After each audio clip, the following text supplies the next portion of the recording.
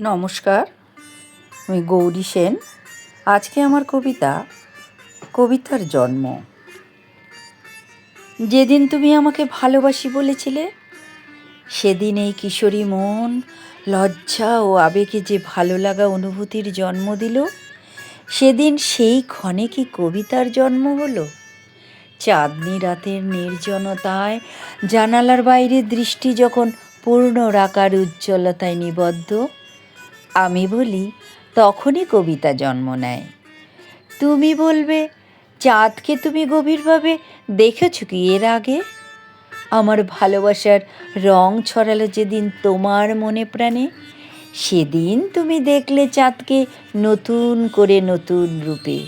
দেখলে ভ্রমরের ফুলের কাছে এসে মধু খাওয়া, বাতাসের হিল্লোল দোলা দিয়ে কেমন মাঝ নদীতে ঢেউ তোলে।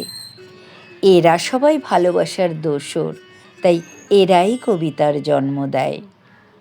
সেসব হলো কথার কথা, কিছু চিত্র, কিছু মনের কোণে ফুটে ওঠে আবার মিলিয়ে যাওয়ার খেলা। ক্ষণিকের সুখের আবেশে চোখ রেখে কিছুটা পথ চলা। আমি ভাবি অন্য কিছু।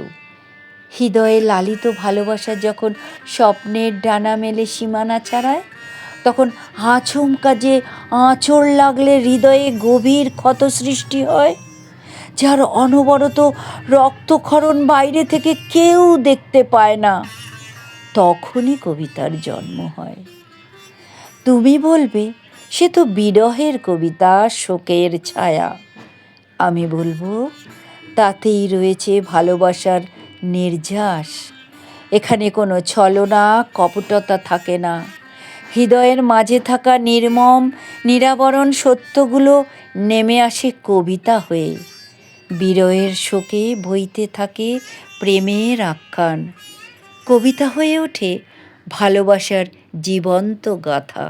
নমস্কার, সকলকে একরাশ ভালোবাসা।